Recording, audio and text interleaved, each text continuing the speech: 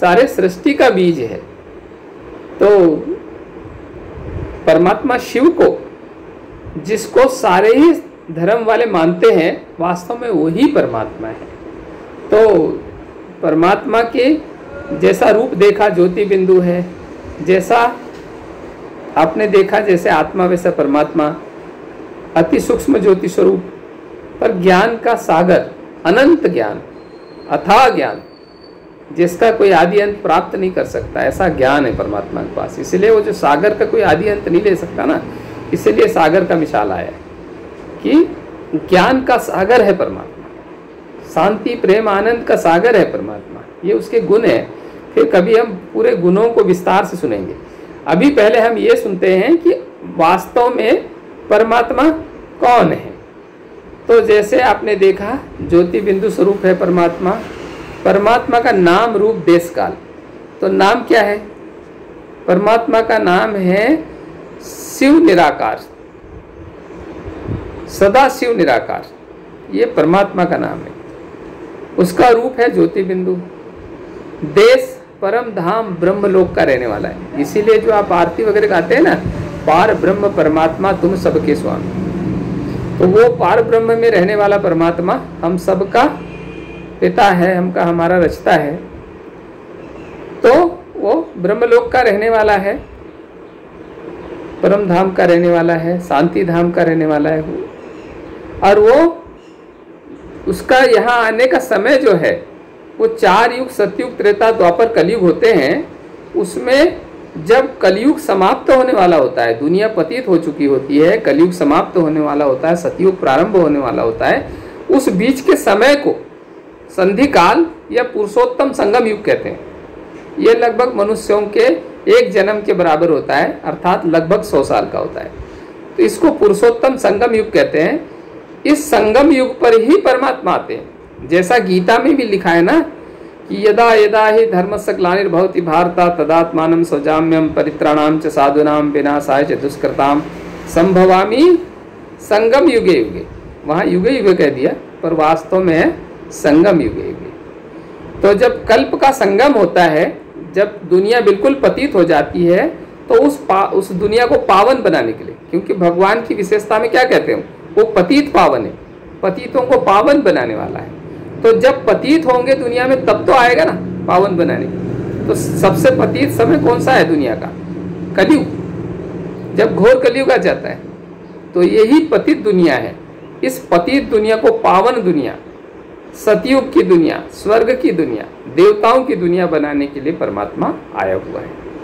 तो मनुष्य जीवन का सबसे श्रेष्ठ लक्ष्य क्या दिया है परमात्मा ने? नर ऐसे कर्म करे, नर ऐसा आचरण व्यवहार कर्म करे जो नारायण बन जाए, नारी ऐसा आचरण व्यवहार कर्म करे जो लक्ष्मी बन जाए। नर से नारायण और नारी से लक्ष्मी बनाना चाहता है परमात्मा। तो ये एक नई बात है कि अभी तक शास्त्रों में यहाँ वहाँ हमने ये नहीं सुना होगा कि मनुष्य से हम देवतुल्य भी बन सकते हैं। वास्तव में पुरुषोत्तम भगवान श्री नारायण, क्या कहा? पुरुषोत्तम, पुरुषों की उत्तम क्वालिटी, पुरुषों की उत्तम अवस्था ही नारायण है। जब उनके अंदर सारे दिव्य गुण, दिव्य शक्तियाँ और सारे दिव्य संस्कार आ जाते हैं, जब उनके अंदर पुण्य की पूंजी उनके पास इकट्ठी हो जाती है, जब सारे कर्म दिव्य हो जाते हैं, तो आत्मा सतो प्रधान बन जाती है, फिर वो देवतुल्य हो जाती है। तो इसीलिए तो कहते हैं आत्मा यदि साधारण हो जाए तो क्या कहते हैं? ये नीच आत्मा, भ्रष्ट आत्मा, दुष्ट आत्मा। आत्मा पावन बन जाए, पवित्र आत्मा, श्रेष्ठ आत्मा, महान आत्मा को साठ में महात्मा कह देते हैं, देव आत्मा,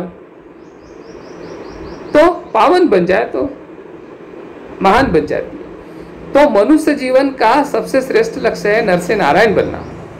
अब ऐसा लक्ष्य क्यों दिया परमात्मा ने? क्योंकि अभी जैसे बताया ये संगम युग का समय चल रहा है, बहुत यथा शीघ्र ही सतयुग की दुनिया प्रारंभ होनी है, सतयुग की दुनिया बन रही है।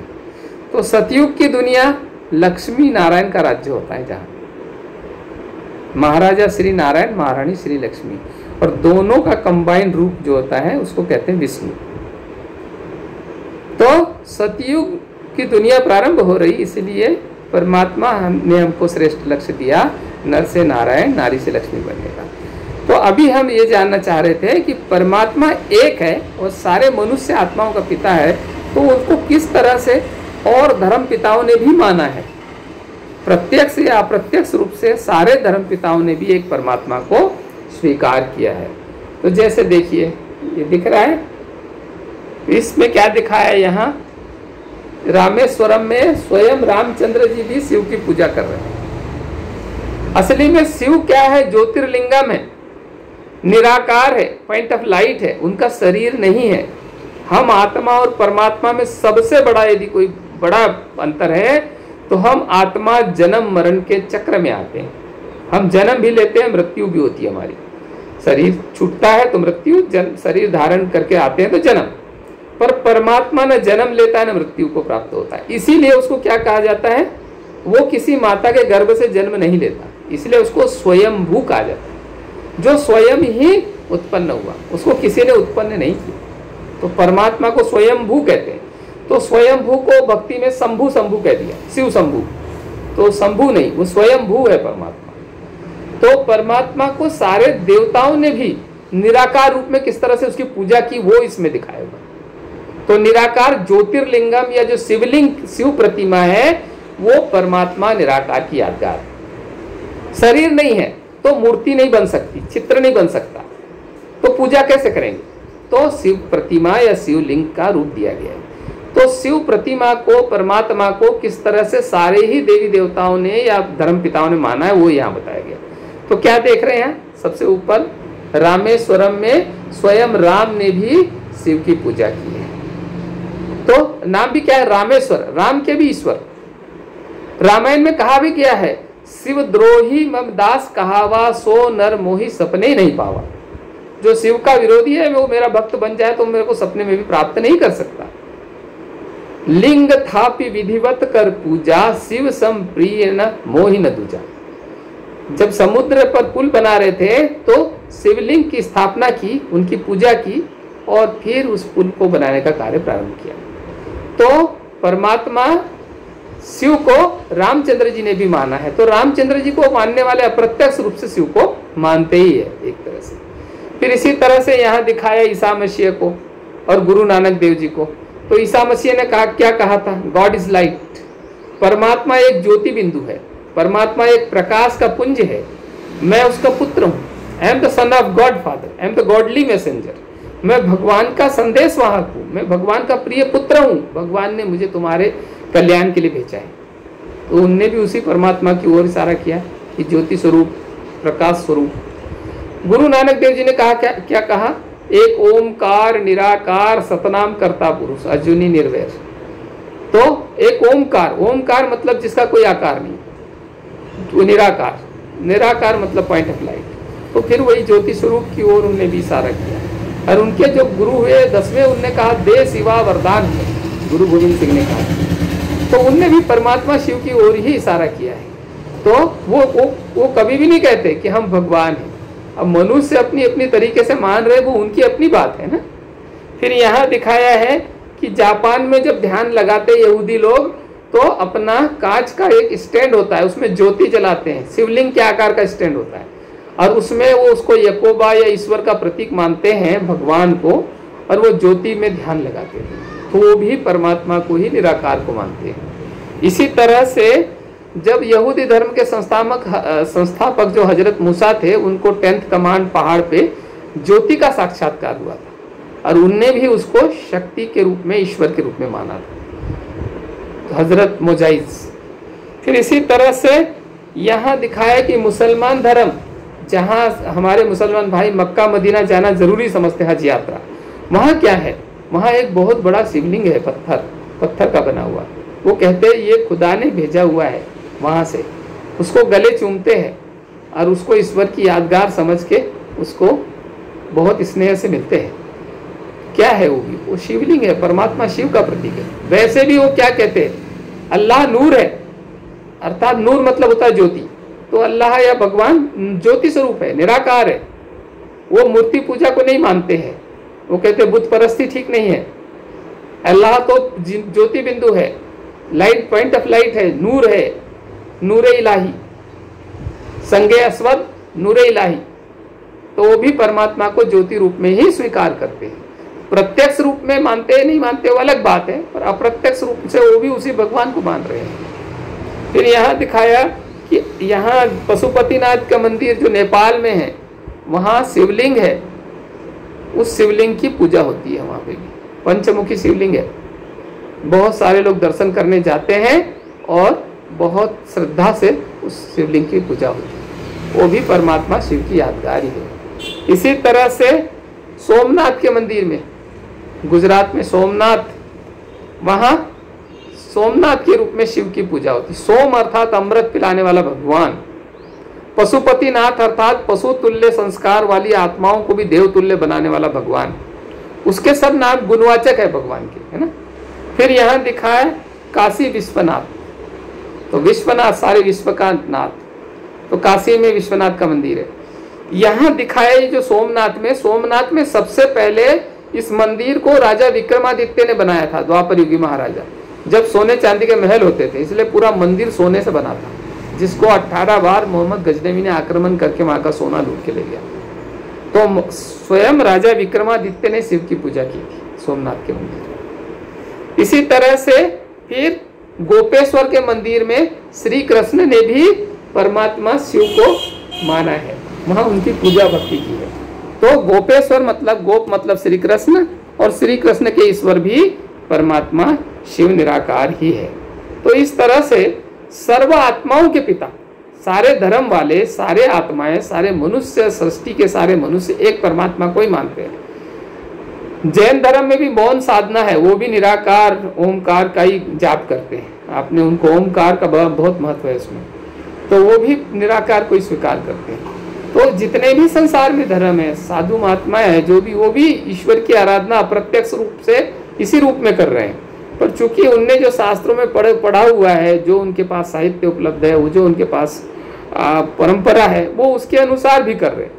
पर सर्व आत्माओं का पिता तो एक परमात्मा ही है। अब देवताओं के रूप में भी आप उसको याद करेंगे तो देने वाला तो एक ही है ना। जैसे किसी एक व्यक्ति किसी का पिता, किसी का भाई, किसी का पति, किसी का और रिश्ते, चाचा, भतीजा, जो भी सब कुछ हो सकता है। तो कोई चाचा कह के बुलाएगा तो भी वही रिस्पॉन्ड करेगा, कोई पिताजी कह के बुलाएगा तो भी वही रिस्पॉन्ड करेगा।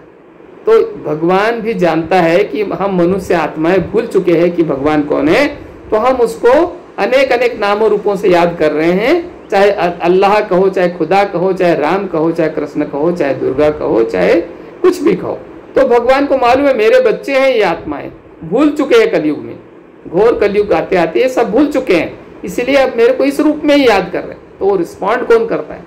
परमात्मा ही करता है। तो जो भी भक्ति कर रहे हैं आप, तो उसका थोड़ा बहुत जो भी यदि आपको लाभ मिलता है तो वो परमात्मा से ही मिलता है। तो मूल रूप में, पर अप्रत्यक्ष होने के कारण लाभ बहुत कम हो जाता है, क्योंकि आपका जैसे किसी एक व्यक्ति ने कहीं से पावर हाउस से कनेक्शन लिया, फिर उससे दूसरे ने लिया, तीसरे ने लिया, चौथे ने लिया, तो आखिरी वाले के घर में तो लाइट डिम हो जाएगी, क्योंकि सब जगह लाइट बढ़ती जा रही ना। तो यहाँ भी क्या हुआ, भगवान से ज्ञान, जो सत्य ज्ञान है, वो मनुष्य मात्र को प्राप्त हुआ। फिर उसने, धर्म पिता ने अपने हिसाब से शास्त्र में लिखा, फिर पढ़ने वालों ने, टीका करने वालों ने अपने हिसाब से किया, फिर और विद्वान हुआ तो उसने उसका और एनालिसिस अपने हिसाब से किया। तो क्या हो गया, वहां से चलते चलते यहाँ तक आते आते क्या हो गया, जैसे वो बिजली का बल्ब वहाँ डिम हो गया था ना, बिजली तो पूरी जा रही है पर क्या हुआ, बट गई ना चारों तरफ। तो ऐसे ही यहाँ पे भी होता है कि वास्तव में हमको सीधे परमात्मा से जब हम बुद्धि योग जोड़ते हैं तो हमें संपूर्ण शक्ति प्राप्त होती है, उससे हमें सफलता प्राप्त होती है, उसमें जीवन में सुख शांति आनंद प्रेम की प्राप्ति होती है। पर हम यहाँ वहाँ से यदि अप्रत्यक्ष रूप से भक्ति पूजा करते हैं तो मिलता उसमें भी कुछ न कुछ थोड़ा बहुत है, भावना का भाड़ा थोड़ा सा तो मिलता है, पर वो बहुत कम होकर मिलता है आपको। तो भगवान ने कहा कि मैं स्वयं आ गया हूँ। अभी पिछले कई जन्मों से आप भक्ति करते आ रहे हो, 63 जन्मों से, वो ठीक था क्योंकि भगवान आया नहीं था, हमें पता ही नहीं था परमात्मा कौन है, ज्योति स्वरूप है, निराकार है, शिव उसका नाम है, वो परमधाम का रहने वाला है, ये सब हमें भी ज्ञात नहीं था। अभी परमात्मा ने आके स्वयं अपना परिचय दिया है। तो जब हमें अब ज्ञात हो गया है और हमें स्वयं भगवान से शुद्ध प्राप्ति हो सकती है, सीधी हो सकती है, तो फिर हमें और मन को और अपने तरीके से डायरेक्ट प्राप्ति करने का भी समय है ये। तो वो आपकी अपनी इच्छा है, आप भक्ति पूजा से भी अपने तरीके से अपनी प्राप्ति कर सकते हैं, पर उसमें प्राप्ति कम होगी। नौदा भक्ति भी करते हैं तो दर्शन होते हैं, बाकी कोई भाग्य नहीं बदलता। आप मनुष्य से देवता नहीं बन सकते, आप कोई पावन पवित्र श्रेष्ठ आत्मा नहीं बन सकते।